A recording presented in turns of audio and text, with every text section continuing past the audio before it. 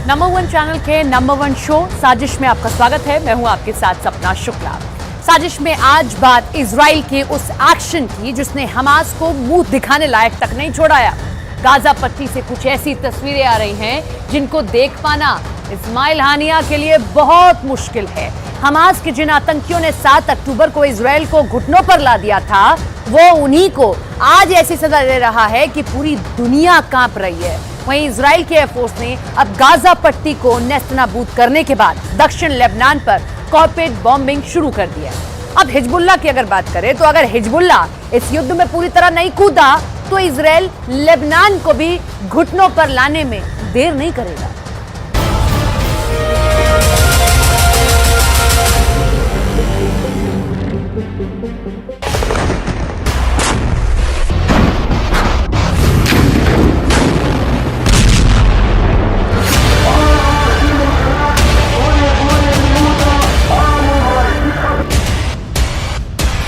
Israel इंतकाम की आग में जल रहा है।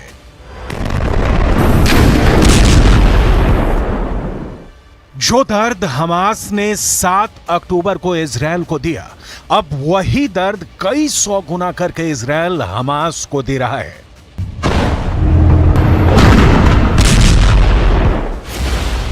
गाजा पट्टी से बेहद खतरनाक और दिल दहला देने वाली तस्वीर सामने आने लगी है। अब तक तो आपने सिर्फ यही देखा होगा कि गाजा पट्टी के अंदर इमारतें टूट रही हैं, लोग अपनी जान बचाने के लिए भाग रहे हैं, लेकिन पहली बार गाजा पट्टी से आत्मसमर्पण की तस्वीरें सामने आ रही हैं।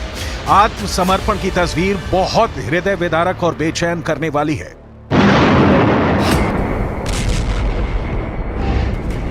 रूस और यूक्रेन में युद्ध इस वक्त भी चल रहा है और पूरी दुनिया ने रूस और यूक्रेन के बीच चल रहे युद्ध में भी आत्मसमर्पण की तस्वीर देखी है। रूस और यूक्रेन के युद्ध में लड़ने वाले फौजी अपने कपड़ों में ही आत्मसमर्पण करते हुए देखे गए हैं, लेकिन इजराइल ने बहुत ही खतरनाक अंदाज में हमास के आतंकवादियों का आत्मसमर्पण करवाया है। दरअसल फिलिस्तीन के तमाम न्यूज वेबसाइट और अखबार इस तरह की खबरें छाप रहे हैं कि हमास के आतंकवादियों को निर्वस्त्र करके यानी बिना कपड़ों के आत्मसमर्पण करवाया जा रहा है। एक वीडियो भी पूरी दुनिया में वायरल हो रहा है। वीडियो में दिख रहा है कि हमास के आतंकवादी सैकड़ों की संख्या में बिना कपड़ों के खड़े हैं और एक शख्स जिसके शरीर पर कपड़े नहीं हैं, वो अपने हथियारों को हथियारों के ढेर पर फेंक रहा है, यानी आत्मसमर्पण कर रहा है। गाजा पट्टी से आ रही इन तस्वीरों ने पूरी दुनिया को चौंका दिया है। गाजा पट्टी की हालत लगातार बिगड़ती जा रही है। उसकी वजह बिल्कुल साफ है। दरअसल अब गाजा पट्टी के लोगों को मदद नहीं मिल पा रही है। युद्ध की वजह से किसी और भी व्यवस्था को कायम करना एक चुनौती बन गया है। फिलिस्तीन के कई अखबारों का दावा है कि गाजा पट्टी के 97% घरों में राशन नहीं है। 90% लोग अब खाने के लिए दुनिया पर निर्भर हो चुके हैं। हालात बहुत ज्यादा खराब हो चुके हैं और अब तक जानकारी के मुताबिक करीब 18,000 लोग इस जंग में मारे जा चुके हैं। लेकिन अब इजराइल की आर्मी ने एक और नया आंकड़ा पेश किया है। इजराइल की आर्मी ने दावा किया है कि इजराइल की सेना ने अब तक 7,000 आतंकवादियों को मार गिराया है।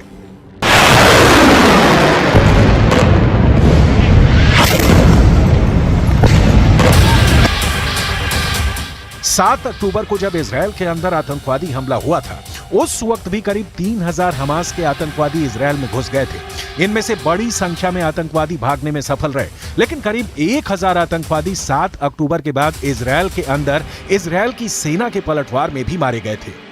बड़ी बात यह है कि अब लेबनान पर भी इजराइल ने जबरदस्त बमबारी शुरू कर दी है। फिलिस्तीन के समाचार पत्रों में और न्यूज वेबसाइट में ऐसे कई वीडियो दिखाए जा रहे हैं जिसमें कि लेबनान पर बमबारी की तस्वीरें शेयर की जा रही हैं। तस्वीर देखकर साफ लग रहा है कि दक्षिण लेबनान में इजराइल के द्वारा कारपेट बॉम्बिंग की जा रही है। दरअसल पिछले हफ्ते हिजबुल्लाह की गोलीबारी में इजराइल का एक नागरिक मारा गया था। उस एक मौत पर भी इजराइल के प्रधानमंत्री बेंजामिन नेतन्याहू ने बेहद सख्त रुख अपनाते हुए एक बयान जारी किया था। प्रधानमंत्री बेंजामिन नेतन्याहू ने चेतावनी देते हुए कहा था कि अगर हिजबुल्लाह इजराइल पर हमला करने से बाज नहीं आया तो इजराइल की सेना और इजराइल की एयरफोर्स लेबनान की राजधानी बेरूत को गाजा पट्टी और दक्षिणी लेबनान को खान यूनुस में बदल देंगे।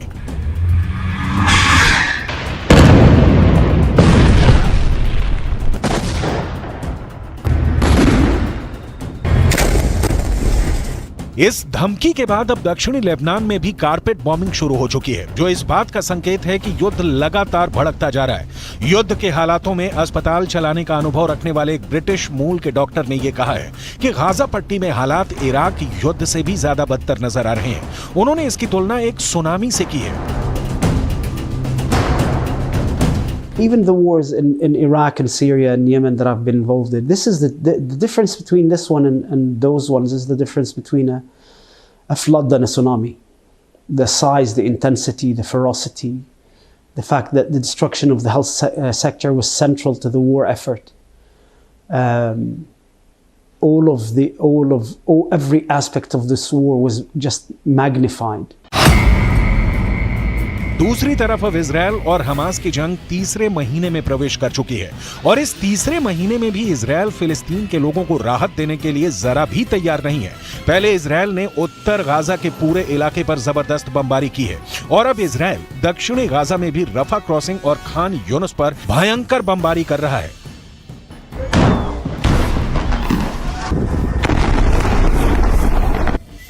हालात ऐसे बन गए हैं कि गाजा पट्टी के बहुत सारे नागरिक एक ही महीने में दूसरी बार विस्थापन का शिकार हो रहे हैं।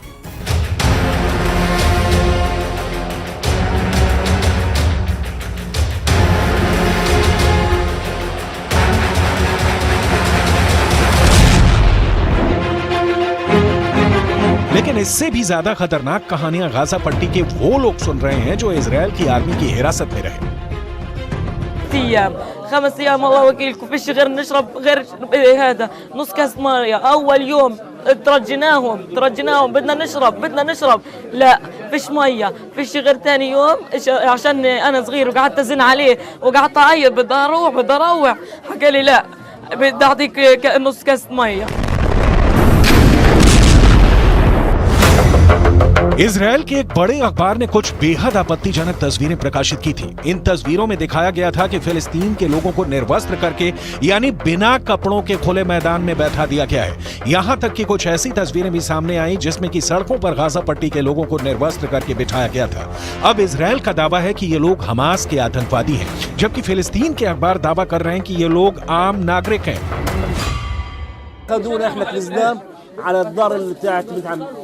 ايش احلى وعيك طبعا كيف شلوت وواحد يمسكك العزة كانه حيوان مسحب فيك كانه خلص باللي بتفهمه بمشي معك في ارض مجرف في رمل في حصن في حجار ملوش علاقه بده يوصلك لوين المكان ما فيه بعد هيك بحطك في رمل بعد هيك انا اقول لك كممونا انا حسيت انه حنقتلونا انه سامع في هذا بعد هيك اخذونا على مكان انا سامع في تحقيق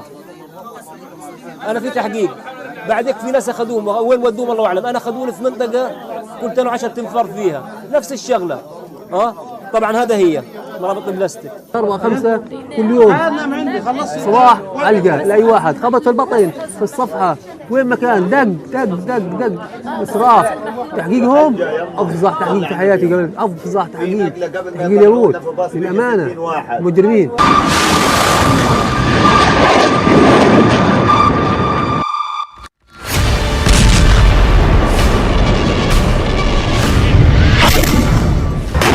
फिलहाल हालात ये हैं कि इस भयंकर कत्लोगारत और क्रूरतापूर्ण हत्याओं के दौर में दुनिया पूरी तरह से लाचार नजर आ रही है। संयुक्त राष्ट्र सुरक्षा परिषद में एक प्रस्ताव लाया गया और उस प्रस्ताव में किसी भी तरह गाजा के युद्ध को रोकने की मांग की गई, लेकिन अमेरिका ने अपने वीटो के माध्यम से युद्ध रोकने के प्रस्ताव को खारिज कर दिया।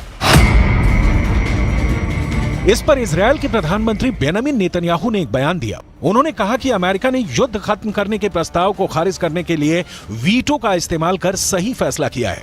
दूसरे देशों को भी इस बात पर विचार करना चाहिए कि अगर युद्ध रुक जाएगा तो हमास को पूरी तरह से खत्म करना मुश्किल होगा। दूसरी तरफ दुनिया एक और संकट में घिरती भी नजर आ रही है। यमन का चरमपंथी संगठन हूथी, जिसका कि यमन के एक बड़े इलाके पर कब्जा भी है, अब लगातार उग्र होता जा रहा है। हूथी अब लाल सागर को जाम करने की योजना बना रहा है। दुनिया के इस नक्शे को देखिए, इसमें लाल सागर की लोकेशन बेहद अहम है। दरअसल लाल सागर से यूरोप के देश के लोग पानी के जहाज से व्यापार के लिए निकलते हैं। अगर लाल सागर का रास्ता बंद कर दिया गया तो ये युद्ध और तनाव भड़काने वाली एक और बड़ी वजह बन सकती है। इससे पहले भी हूती संगठन ने अपनी ताकत को समंदर में उस वक्त दिखाया था जब उसने पानी के एक जहाज पर बहुत आसानी से अपने लड़ाकों के माध्यम से कब्जा कर लिया था। लेकिन अब हूती की यह धमकी है कि इजरायल ही नहीं, अगर दूसरे भी किसी देश का पानी का जहाज लाल सागर से होकर गुजरेगा तो वो उस पर कब्जा कर सकते हैं और लाल सागर का रास्ता रोक सकते हैं। धमकियों ने ब्रिटेन, फ्रांस और अमेरिका जैसे देशों की चिंता को बढ़ा दिया।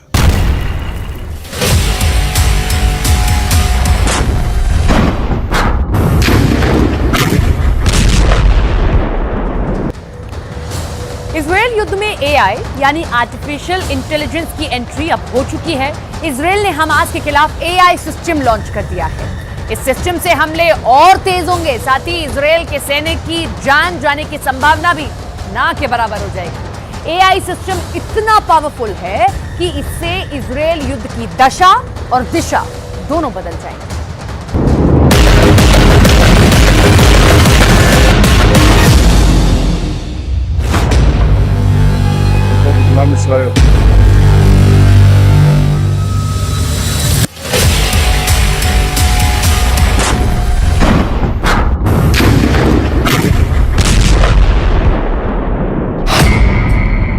हमेशा के लिए बदल गई युद्ध की तकनीक। इजरायल ने कर दिया युद्ध में एआई का इस्तेमाल। एक दिन में एआई हमास पर करेगा 100 हमले, बिना नुकसान, एआई से बर्बादी वाली गारंटी। एआई मतलब आर्टिफिशियल इंटेलिजेंस। कहीं भी, किसी भी वक्त वो जानकारी जो आपको जीत की 100% गारंटी देती है। वो तकनीक जिसने परंपरागत युद्ध को बदल दिया, जिसने युद्ध का पूरा रिजल्ट बदल दिया। उदाहरण सामने है। पुतिन के जनरलों ने 72 घंटे में यूक्रेन विजय का प्लान बनाया, लेकिन फंस गए। सिर्फ 40 से 45 किलोमीटर लंबी और 6 से 10 किलोमीटर चौड़ी गाजा पट्टी में इजरायल घुसा और अब तक फंसा हुआ है।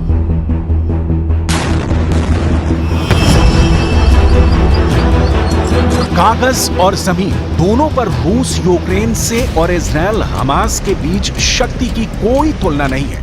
रूस और इजरायल दुनिया के सबसे उन्नत तकनीक के हथियारों का प्रोडक्शन करने वाले देश हैं, लेकिन फिर भी फंसे हुए हैं। क्यों? क्योंकि युद्ध की दशा बदल गई है।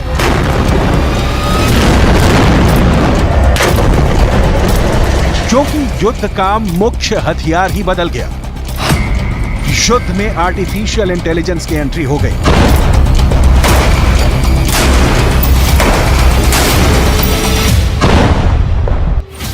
इजराइल युद्ध में एआई ने कैसे कोहराम मचा दिया है, कैसे बिना बड़े नुकसान के एआई के इस्तेमाल से निशाना ज्यादा लग रहा है, सटीक लग रहा है और तबाही भी ज्यादा हो रही है। यही नहीं, जवानों की मौत का डर भी खत्म होता जा रहा है। इतिहास में इजरायल युद्ध एआई के इस्तेमाल के लिए याद किया जाएगा। एआई के इस्तेमाल से क्या फायदा हो रहा है और भविष्य में कैसे ये संकट बन सकता है, दोनों पक्षों को विस्तार में समझेंगे, क्योंकि आर्टिफिशियल इंटेलिजेंस एक ऐसी तकनीक है जो अब भी विकास की अवस्था में है।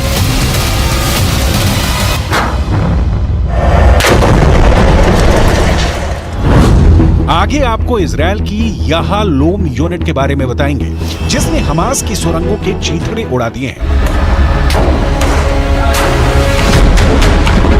इजरायल रक्षा बल यानी आईडीएफ गाजा में हमास के खिलाफ युद्ध में हबसोरा नाम के एआई मतलब आर्टिफिशियल इंटेलिजेंस का इस्तेमाल कर रहा है। हबसोरा मतलब हिब्रू में द जस्पल होता है। बताया जा रहा है कि इस सिस्टम का उपयोग इजरायली सेना ने शुरू कर दिया है, जिससे वो और ज्यादा हमले कर सकेगी और साथ ही हमास के सक्रिय लड़ाकों को भी खोजकर मरने वाले संभावित नागरिकों की संख्या को भी पहले से ही अनुमान लगा सकेगी। इस सिस्टम का इस्तेमाल बमबारी, निशाने चुनने, हमास के ठिकानों का पता लगाने के लिए किया जाता है। आईडीएफ के एक पूर्व प्रमुख ने कहा कि मानव खुफिया विश्लेषक के जरिए हर साल गाजा में बमबारी के लिए 50 स्थानों को निशाना बनाया जा सकता है, लेकिन हबसोरा एक दिन में 100 लक्ष्य तैयार कर सकती है।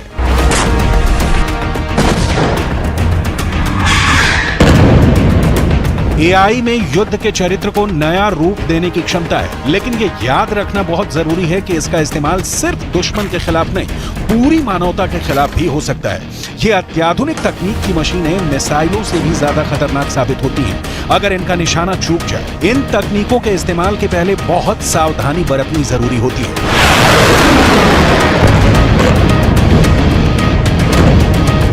लेकिन ऐसा हो रहा है बता पाना मुश्किल है। यूक्रेन युद्ध में जब ड्रोनों का इस्तेमाल होना शुरू हुआ तो ये सौदा रूस से ज्यादा यूक्रेन को पसंद आया।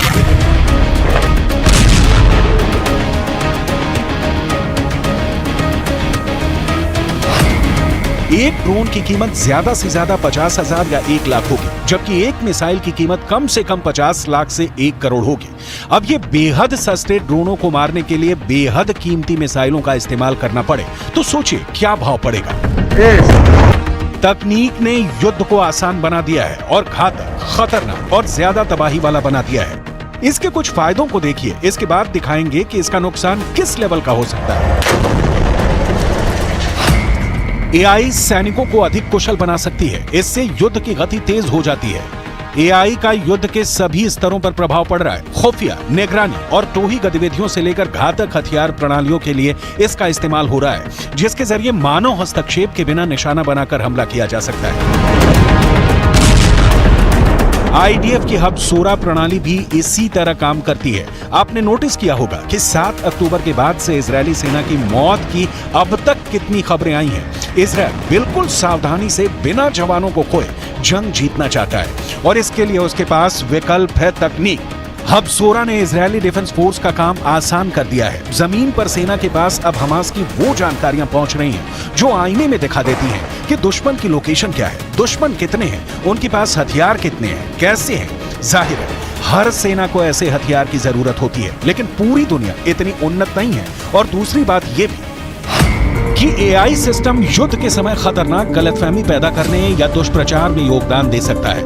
यह सिस्टम मशीनों के सुझाव पर भरोसा करने की मानवीय प्रवृत्ति को बढ़ा सकता है। अब सोरा सिस्टम से बात सामने आई है कि किसी एआई सिस्टम की सीमाएं स्पष्ट नहीं हो सकती, मतलब तय नहीं हो सकती। इसलिए एआई का उपयोग इस आधार पर उचित है कि यह बड़ी मात्रा में डेटा की व्याख्या कर सकता है, इसे रिफॉर्म यानी संशोधित कर सकता है। लेकिन युद्ध में जहां सीमा तय होती है, वहां सीमा नहीं समझने वाले हथियार का इस्तेमाल बहुत बहुत बहुत खतरनाक हो जाता है।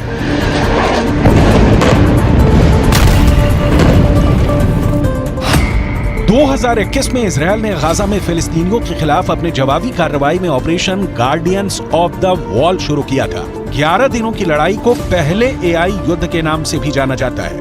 एआई टूल्स से लिए गए डेटा का इस्तेमाल गाजा में टारगेट को हिट करने के लिए किया गया था। इजरायल तकनीक में महारत रखता है। इजरायल का एयर डिफेंस सिस्टम आयरन डोम 7 अक्टूबर को हमास हमले के दौरान नाकाम रहा, लेकिन इससे इजरायल की सुरक्षा व्यवस्था की बखिया उघड़ जाने के तौर पर नहीं लिया जा सकता। इजरायल के पास अमेरिका वाला पैट्रियट डिफेंस सिस्टम भी है और सबसे बड़ी बात कि इजरायल के साथ अमेरिका खड़ा है, संयुक्त राष्ट्र में वीटो के साथ। लेकिन समस्या यह है कि इजरायल 7 अक्टूबर से दिसंबर आ गया, लेकिन इजरायल गाजा में हमास के अंतिम आतंकी तक नहीं पहुंच पाया। इसे लेकर कहा जा रहा है कि गाजा की सुरंग हमास के लिए वरदान साबित हो रही है। इजरायल अब इन सुरंगों को अपने आर्टिफिशियल इंटेलिजेंस सिस्टम से तबाह कर रहा है।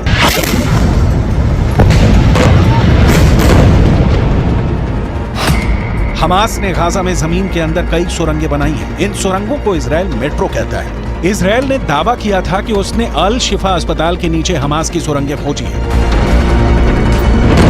इन सुरंगों का जाल पूरे गाजा में करीब 500 किलोमीटर में फैला है, लिहाजा इसे हमेशा के लिए नष्ट करने का काम आसान नहीं है। एआई के साथ ही इजरायल ने हमास की सुरंगों को मिट्टी में मिलाने के लिए अपनी याहलोम यूनिट को तैनात किया है। याहलोम यूनिट हमास की सुरंगों को खोज रही है और उन्हें नष्ट कर रही है।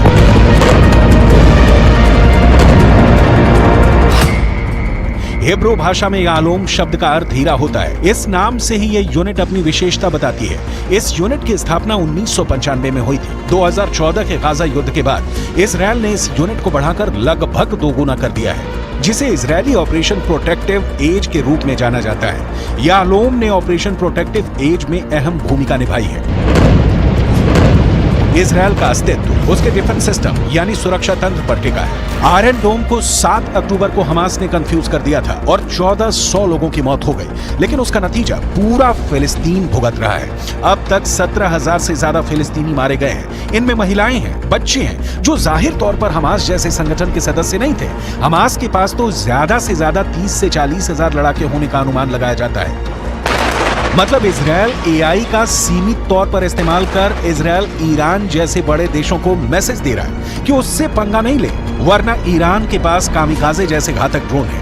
तो इजरायल के पास आर्टिफिशियल इंटेलिजेंस वाला इनपुट है, जिसका इस्तेमाल इजरायल बिना सैनिकों को तेहरान भेजे तेल अवीव में बैठे बैठे कर सकता है। इजरायल के पास आधुनिक हथियार भी हैं और तेज खुफिया एजेंटों का जाल भी मौजूद है। इस खुफिया जानकारी के आधार पर इजरायली डिफेंस फोर्स 7 अक्टूबर के मास्टरमाइंड याह्या सिनवार की तलाश खान यूनुस में कर रही है। जिन सुरंगों को खत्म करने के लिए इजरायल ने अपनी यालोम यूनिट को तैनात किया है, उन सुरंगों में से ही एक में छिपा बैठा है Yahya Sinwar. IDF Khan Yunus में लगातार छापेमारी कर रही है। इजरायल के रक्षा मंत्री योव गैलेंट ने कहा है कि इजरायली सेना याह्या सिनवार को ढूंढ कर मार डालेगी। टाइम्स ऑफ इजरायल के मुताबिक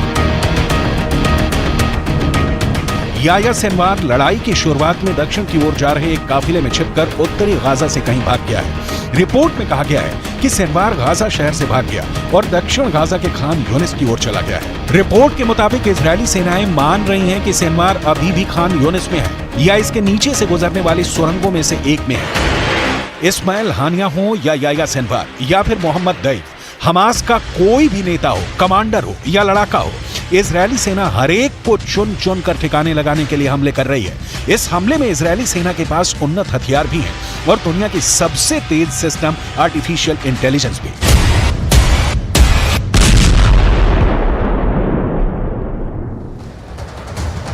चीन के नेता और बड़े बड़े मंत्री बहुत बड़े खतरे में पड़ गए हैं। अमेरिका और ब्रिटेन के मीडिया ने दावा किया कि चीन के पूर्व विदेश मंत्री किन गैंग को जान से मार दिया गया।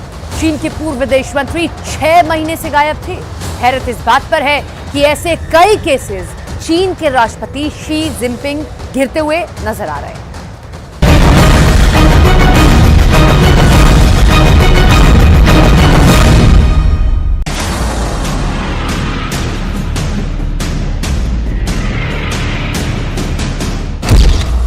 विदेश मंत्री और रक्षा मंत्री की हत्या, मंत्री किलर बने शी जिनपिंग।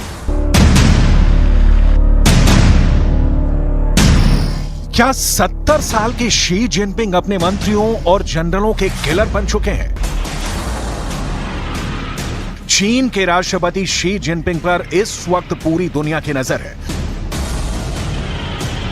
खबर है कि अमेरिका और पश्चिमी देशों को खुफिया इनपुट मिले हैं कि शी जिनपिंग इस वक्त चीन के अंदर खुफिया तरीके से अपने मंत्रियों और सेना के जनरलों को चुन चुन कर जान से मरवा रहे हैं।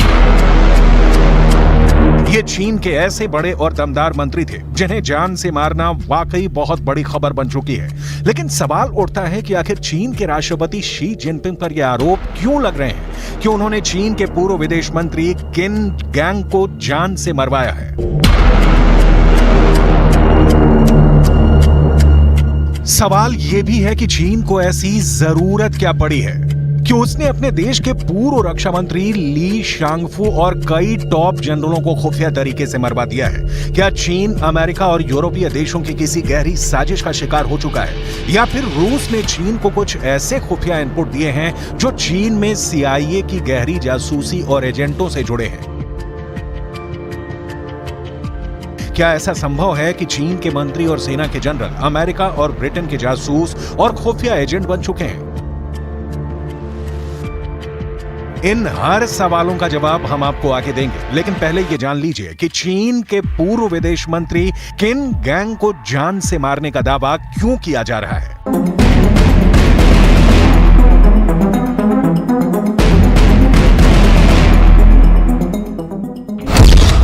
चीन का एटम बम चोरी, जिनपिंग के मंत्री निकले गद्दार। चीन में पिछले 3 महीनों से कुछ ऐसा हो रहा है जिसने राष्ट्रपति शी जिनपिंग के होश उड़ा दिए हैं। पहले आप ये जान लीजिए कि अब तक शी जिनपिंग के इशारे पर चीन के किन टॉप मंत्री और जनरलों को मारा गया है। फिर हम आपको चीन के पूर्व विदेश मंत्री, रक्षा मंत्री और चीनी सेना में रॉकेट फोर्स के जनरल को मारे जाने के दावे के पीछे का सीक्रेट बताएंगे। अमेरिका और ब्रिटिश मीडिया की रिपोर्ट पर अगर यकीन करें तो 57 साल के चीन के पूर्व विदेश मंत्री किन गैंग को जान से मार दिया गया है। चीन के पूर्व विदेश मंत्री 6 महीने से गायब थे। रिपोर्ट्स में दावा किया गया कि राष्ट्रपति शी जिनपिंग ने धोखे के चलते किन गैंग की हत्या करवा दी है। रिपोर्ट के मुताबिक चीन ने किन गैंग को यातना देकर उन्हें मौत के घाट उतार दिया है। जून 2023 के बाद से किन गैंग चीन में रहस्यमयी तरीके से गायब हो गए थे। चीन के 2 अधिकारियों के हवाले से पश्चिमी देशों की रिपोर्ट में दावा किया गया है कि किन गैंग की जुलाई में ही बीजिंग के एक मिलिट्री अस्पताल में मौत हो गई थी। जिनपिंग के करीबी पूर्व विदेश मंत्री किन गैंग का खुफिया तरीके से मारा जाना चीन में बहुत बड़े बवंडर का संकेत कर रहा है।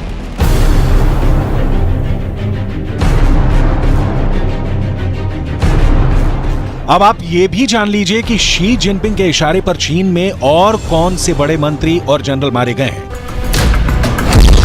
65 साल के पूर्व रक्षा मंत्री ली शांगफू को जान से मारने की भी खबर है। दावा किया गया है कि चीन के पूर्व रक्षा मंत्री ली शांगफू पश्चिम देशों की खुफिया एजेंसियों से जुड़े थे, जिसकी खबर लगते ही उन्हें भी शी जिनपिंग के आदेश पर जान से मार दिया गया है। अब सवाल उठता है कि चीन के राष्ट्रपति शी जिनपिंग ने पूर्व विदेश मंत्री और पूर्व मंत्री को जान से क्यों मरवाया है, जरा ये भी जान लीजिए। विदेश मंत्री और रक्षा मंत्री की हत्या, मंत्री किलर बने शी जिनपिंग। दुनिया के ताकतवर देशों में शामिल चीन ने इस साल की शुरुआत में विदेश मंत्री किन गैंग और पूर्व रक्षा मंत्री ली शांगफू को उनके पद से बर्खास्त कर दिया था। चीन के दोनों टॉप मंत्रियों को क्यों जान से मारा गया है, इसके पीछे ऐसी वजह बताई गई है जिसे आप सुनकर हैरान रह जाएंगे। अमेरिका और ब्रिटिश मीडिया के दावों के मुताबिक चीन के पूर्व विदेश मंत्री किन गैंग और पूर्व रक्षा मंत्री ली शांगफू पर आरोप था कि इन्होंने अमेरिका को चीन के न्यूक्लियर सीक्रेट बेचे हैं, जिसके चलते इनकी हत्या की गई है। अब सवाल उठता है कि चीन के 2 टॉप मंत्री अमेरिका से जुड़े हैं, इसकी खबर शी जिनपिंग को किसने दी, जरा ये भी जान लीजिए। चीन का एटम बम चोरी, जिनपिंग के मंत्री निकले गद्दार। चीन के परमाणु हथियार और उससे जुड़ी जासूसी की जानकारी 6 महीने पहले शी जिनपिंग को मिल गई थी। दावा किया जा रहा है कि चीन के जिगरी यार रूस ने चीन को आगाह किया है कि उसके टॉप 2 मंत्री और जनरल अमेरिका को चीन के परमाणु हथियारों और प्लान की जानकारी दे रहे हैं। कुछ रिपोर्ट के मुताबिक चीन के पूर्व विदेश मंत्री किन गैंग और पूर्व रक्षा मंत्री ली शांगफू पर चीन के न्यूक्लियर सीक्रेट्स बेचने का आरोप था। इस बात की जानकारी रूस के उप विदेश मंत्री रोडेंको ने चीनी राष्ट्रपति शी जिनपिंग को एक संदेश में भेजा था। इस मैसेज के साथ ही उन्होंने आरोप लगाए थे कि पूर्व विदेश मंत्री किन गैंग और चीन की रॉकेट फोर्स से जुड़े अधिकारियों और चीन के पूर्व रक्षा मंत्री चीन के एटम बम की जानकारी अमेरिका को दे रहे थे। रिपोर्ट के मुताबिक किन गैंग पर अमेरिका को चीन के न्यूक्लियर सीक्रेट्स बेचने का आरोप था। चीन के अधिकारियों के हवाले से रिपोर्ट में दावा किया गया है कि किन गैंग के साथ पूर्व रक्षा मंत्री ली शांगफू जुड़े थे। यहां तक कि चीन की रॉकेट फोर्स के कमांडर लियू योचाओ इस घोटाले में शामिल थे। चीन की रॉकेट फोर्स ही चीन के न्यूक्लियर प्रोग्राम के लिए जिम्मेदार है। इसलिए शी जिनपिंग के इशारे पर पूर्व विदेश मंत्री किन गैंग और पूर्व रक्षा मंत्री ली शांगफू को जान से मार दिया गया है, जबकि चीन की रॉकेट फोर्स के जनरल कमांडर लियू योचाओ हफ्तों से गायब बताए जा रहे हैं। खबरें तो यहां तक आ रही हैं कि चीनी सेना के कई टॉप जनरलों को भी जिनपिंग ने गायब करवा दिया है। अभी ये पता नहीं चला है कि वो जिंदा हैं या मारे गए हैं।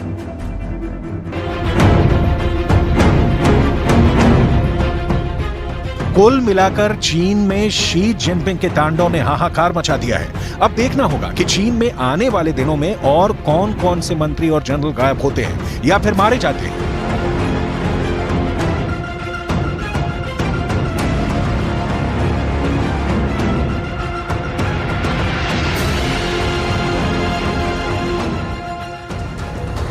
सुखदेव गोगामेडी मर्डर केस में गिरफ्तार दोनों आरोपियों ने ऐसे खुलासे किए कि पुलिस के होश फाख्ता हो गए। दावा किया जा रहा है कि सुखदेव की हत्या में 8 से ज्यादा मास्टरमाइंड हैं, जिन्होंने मिलकर हत्या को अंजाम दिया। इस मर्डर के बाद इन्वेस्टिगेशन ऐसे मोड़ पर अटक गई है जहां कई बड़े नाम सामने आ सकते हैं।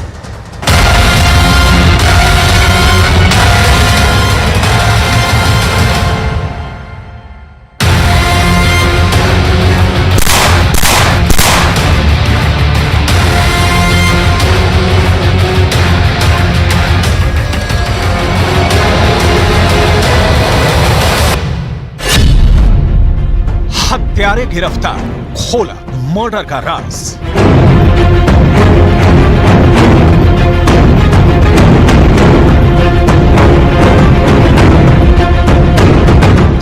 दिसंबर 2023 को सुखदेव को 9 गोलियां मारी गई और उनकी मौत हो गई। सीसीटीवी में कैद 2 हत्यारों के अलावा सुखदेव हत्याकांड में कितने लोग शामिल हैं, इसका खुलासा होना शुरू हो चुका है। व्हीकल उपलब्ध कराया गया, ये सारे चीज जो शूटर्स मौके पे थे उसको पकड़ने के पहले ही हमने क्रैक किया था। अभी ये तो प्रथम चरण हो गया, अभी जितना काम हो गया ये केवल प्रथम चरण है। जो मास्टरमाइंड है, जो कॉन्स्पिरेटर, मेन कॉन्स्पिरेटर है, उन तक जाल बिछा रखा है। तो हमारा नेक्स्ट जो चरण है, इस पूरा एपिसोड को जिस तरह तैयार किया उन तक पहुंचे और उनको कानून के सामने लाने का।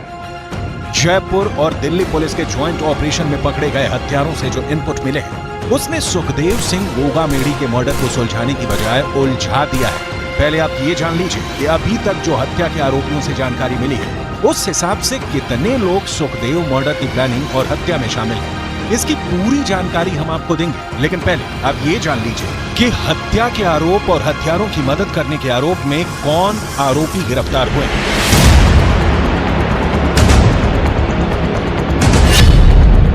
गिरफ्तार आरोपियों की पहचान रोहित राठौड़ के रूप में पुलिस ने की है, जो सुखदेव की हत्या में शामिल है, जबकि उसका साथी नितिन फौजी भी हत्या करने के आरोप में गिरफ्तार हुआ है।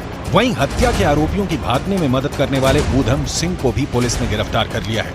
वहीं राजस्थान पुलिस ने रामवीर जाट को कथित तौर पर शूटरों यानी रोहित और नितिन को अपनी बाइक पर मौकाए वारदात से भागने में मदद करने और उन्हें अजमेर रोड पर छोड़ने के आरोप में गिरफ्तार किया था। एसआईटी के पास एक अहम सूचना आ गया कि मुलजमान डीडवाना में देखा गया। उस सूचना को और डेवलप किया और हमारा स्पेशल टीम जो है उनको कुछ मुखबिरों से कुछ सूचना मिला जो इनको आगे प्रोटेक्शन दे रहा है। तो जो मुलजमान को पकड़ने के साथ साथ हमारा टीम्स यहाँ जयपुर शहर के अंदर इसको कैसे फैसिलिटेशन किया, कैसे सुविधाएं दिया, कौन कौन इसमें शामिल थे, क्या क्या सुविधाएं दिया, कहाँ उसको रुकवाया, कहाँ उसको खाना खिलाया, ये सारे चीज भी इन्वेस्टिगेट कर रहा था। तो उसमें भी जो व्यक्ति और जो परिसर यूज में हो गया, कहाँ प्रतिदिन वो रुके थे, कहाँ कहाँ घूम लिया, कौन कौन वाहन यूज किया, ये सारे चीज हमारे रिकॉर्ड में आ गया। करणी सेना प्रमुख सुखदेव सिंह गोगामेड़ी की हत्या के आरोप में 9 दिसंबर को हरियाणा से 2 शूटरों सहित 3 लोगों को गिरफ्तार किया गया है। इन शूटरों को दिल्ली पुलिस और राजस्थान पुलिस के संयुक्त अभियान के दौरान देर शाम चंडीगढ़ के एक होटल से गिरफ्तार किया गया है। पुलिस से मिली जानकारी के मुताबिक चंडीगढ़ के कमल पैलेस में दोनों आरोपी रुके थे। न्यूज 18 की टीम उस कमरे में पहुंची। क्या कुछ जानकारी हमें उस होटल से मिली, जिसे हम आपको दिखाने जा रहे हैं। सूचना पर पुलिस ने चंडीगढ़ में इसी पैलेस में धावा बोला और 3 आरोपियों को यहीं से काबू किया है। और यहां पर आके जो मैनेजर है उनको अपने आईडी प्रूफ दिए। आईडी प्रूफ देने के बाद, हालांकि आईडी प्रूफ भी जो बताया जा रहा है कि आईडी प्रूफ भी फेक है। सुखबीर के नाम से जसबीर और दविंदर 3 नाम से आईडी प्रूफ दिए गए हैं। 105 नंबर कमरा उनको दिया गया था। 105 नंबर कमरा ये वही रूम है जहां पर वो आए और आकर उन्होंने यहां पर फ्रेश हुए और करीब आधा घंटा यहां पर रुके। जयपुर में मर्डर, दुबई का मिला कनेक्शन। सुखदेव सिंह हत्याकांड की कड़ियां एक से दूसरे और दूसरे से तीसरे तक जुड़ती जा रही हैं। इस पूरे हत्याकांड को कैसे अंजाम दिया गया, पहले ये जान लीजिए। सुखदेव गोगामेड़ी हत्याकांड का मेन मास्टरमाइंड विदेश में बैठा राजस्थान का कुख्यात गैंगस्टर रोहित गोदारा है। रोहित गोदारा ने सुखदेव की हत्या के लिए शूटर अरेंज करने की जिम्मेदारी अपने राइट हैंड मैन वीरेंद्र चारण को दी। वीरेंद्र चारण के साथ रोहित राठौड़ रेप के केस में अजमेर जेल में बंद था। रोहित ने पूछताछ में बताया कि उसके ऊपर रेप का केस दर्ज था, जिसमें सुखदेव उसके खिलाफ पैरवी कर रहा था, जिससे वो सुखदेव से गुस्से में था। रोहित के गुस्से का फायदा वीरेंद्र चारण ने उठाया और सुखदेव की हत्या के लिए रोहित को तैयार किया। नितिन फौजी भी जेल में रहने के दौरान वीरेंद्र चारण से मिला। नितिन विदेश जाना चाहता था। वीरेंद्र चारण ने नितिन को विदेश सेटल होने का भरोसा दिया। हत्याकांड के लिए दोनों शूटर तैयार हुए। दोनों शूटरों को हथियार के साथ जयपुर भेजा गया, जहां उन्होंने सुखदेव की हत्या की। सुखदेव सिंह गोगामेडी मर्डर केस में अब तक 5 किरदार सामने आ चुके हैं। इन 5 किरदारों का आपस में क्या कनेक्शन है, ये भी जान लीजिए।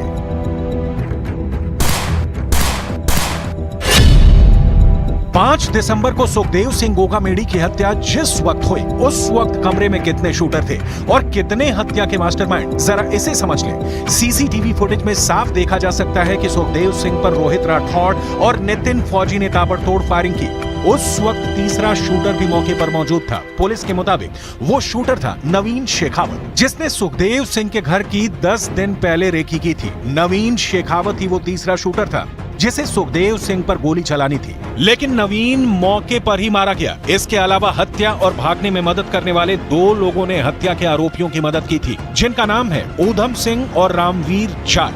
जबकि सुखदेव सिंह की हत्या का एक मास्टरमाइंड दुबई में बैठा है, जिसका नाम है वीरेंद्र चारण। हम आपको बता दें, सुखदेव की हत्या के कुछ देर बाद लॉरेंस बिश्नोई गिरोह से जुड़े गैंगस्टर रोहित गोदारा ने हत्या की जिम्मेदारी ली थी। जबकि पंजाब के बठिंडा में केंद्रीय जेल में बंद संपत नेहरा पर भी सुखदेव सिंह गोगामेडी की हत्या की साजिश रचने का आरोप है।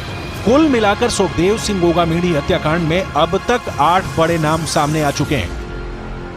मैं इंसान हूँ और 11 साल रही हूँ उनके साथ, तो वो तो देखो उसको ही पता है। मेरे साथ 2 महीने रह के गई है वो इसी मकान में। उसने क्यों बोला वो जाने, उसका हो सकता है प्रॉपर्टी का उसको ज़्यादा ही होगा, उसको प्रॉपर्टी के लिए कर रही होगी। मैं उसको बोल तो रही हूँ बार बार आप लोगों के माध्यम से, मुझे प्रॉपर्टी नहीं चाहिए, मुझे कुछ नहीं चाहिए, न्याय चाहिए। फिलहाल अपने न्याय की मांग करो।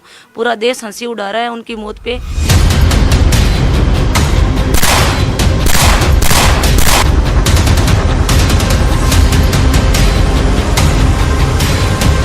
सुखदेव सिंह के मर्डर के लिए 2 नहीं बल्कि 3 शूटर मौके पर मौजूद थे, जिसमें तीसरा शूटर नवीन शेखावत मौके पर ही मारा गया। दिल्ली स्थित क्राइम ब्रांच के दफ्तर में दोनों शूटर से कड़ी पूछताछ में पता चला है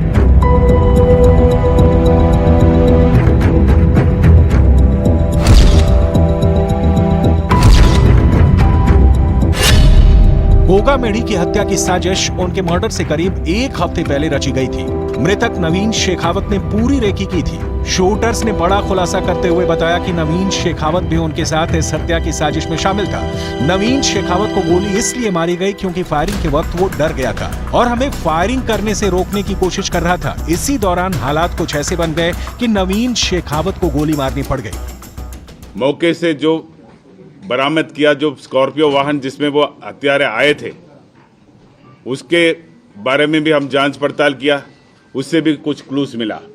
ये सारे मिला के हमें एक डायरेक्शन मिल गया कि किस तरफ कैसे गया। तो हमारे सारे टीमें 5 तारीख से ही इन मुलजिमान को दस्तयाब करने का कार्य में लगे हुए थे। शूटर गोगामेडी की हत्या के बाद रोहित गोदारा के करीबी सहयोगी वीरेंद्र चारण के साथ लगातार संपर्क में थे, जिसका नाम कई आपराधिक मामलों में भी था। शूटरों की हालिया लोकेशन का पता उनके मोबाइल फोन से लगाया गया, क्योंकि वो भागने के दौरान वीरेंद्र चारण को कॉल कर रहे थे। शूटरों ने पुलिस को बताया है कि वो पहले ट्रेन से हिसार गए और फिर ऊधम सिंह के साथ मनाली गए। वो 1 दिन के लिए मंडी में भी रुके। मंडी से तीनों लोग चंडीगढ़ आए, जहां उन्हें पकड़ लिया गया। 8 तारीख को हमें स्पष्ट उनका लोकेशन के बारे में रियल टाइम का सूचना मिल गया और उसके फलस्वरूप कल 9 तारीख को जो 2 शूटर्स थे और उनको जो व्यवस्था करा रहा था, लॉजिस्टिकल असिस्टेंस दे रहा था, उनको हम चंडीगढ़ सेक्टर 22 में एक होटल के बाहर से दस्तयाब किया और उनको अभी राजस्थान लाया गया है और उनको आगे का पूछताछ किया जाएगा। सुखदेव सिंह गोगामेढ़ी की दोनों पत्नियों की तस्वीरें साथ साथ देखिए। पहली तस्वीर में सुखदेव सिंह की दूसरी पत्नी शीला शेखावत है, जबकि दूसरी तस्वीर में सुखदेव की तीसरी पत्नी सपना सोनी है। सपना जहां सुखदेव के मर्डर में किसी करीबी का हाथ बता रही हैं, तो वहीं शीला का दावा है कि वो सुखदेव की तीसरी पत्नी को नहीं जानती है। हैरानी की बात तो ये है कि सुखदेव काफी वक्त से अपनी तीसरी पत्नी सपना सोनी के साथ जयपुर वाले घर में रह रहे थे, जहां 5 दिसंबर को उनकी हत्या हुई। तो फिर सुखदेव की दूसरी पत्नी शीला शेखावत ये क्यों कह रही है कि वो किसी सपना को नहीं जानती? उनके घर में भी एक महिला है जिन्होंने पूरा ये बयान दिया था कि उनके घर में सीसीटीवी कैमरा फुटेज वगैरह लगे हैं। आप जानते हैं वहाँ पर किसी को? नहीं सर, ऐसी तो कोई महिला मैंने तो नहीं सुनी और ना ही कोई थी। सपना जी को जानते हैं आप वहाँ पर? नहीं सर, मैं नहीं जानती। प्रॉपर्टी का तो मुझे पता नहीं है अभी किसके नाम है। शकुंतला जी के नाम पर हैं? हाँ, बताया जा रहा है कि शकुंतला जी के नाम पे। मुझे बताते थे ऐसे कि अभी तो सब कुछ शकुंतला के नाम ही है। कुल मिलाकर सुखदेव मर्डर केस में अभी और भी बहुत से खुलासे हो सकते हैं। अब देखना होगा कि हत्या के आरोपी और क्या क्या राज उगलते हैं।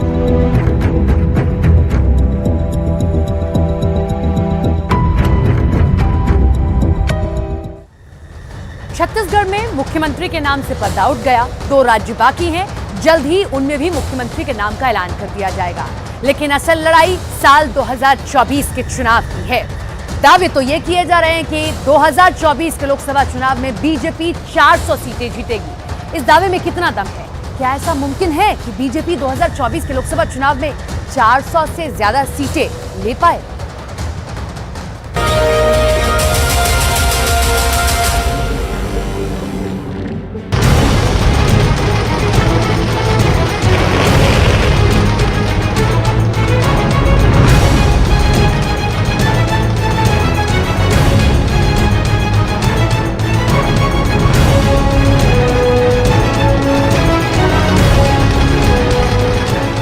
राजस्थान पलट गया, मध्य प्रदेश पलट गया, छत्तीसगढ़ पलट गया, वहां आदिवासी सीएम चुना। और अब क्या पलटेगी बीजेपी की किस्मत? क्या 2019 और अब 2024 भी बीजेपी का होगा, मोदी का होगा? क्या 15 साल तक बीजेपी भारत पर लगातार राज करके सभी रिकॉर्ड तोड़ देगी? इस बहुत बड़े मुकाबले के लिए बीजेपी 3 सूबों में विधानसभा चुनाव वाला टेस्ट पास कर चुकी है। जमीन से जुड़े नेताओं को सीएम बनाया जा रहा है। क्या तीनों राज्यों में बीजेपी 3 गुना कमाल करके दिखाएगी?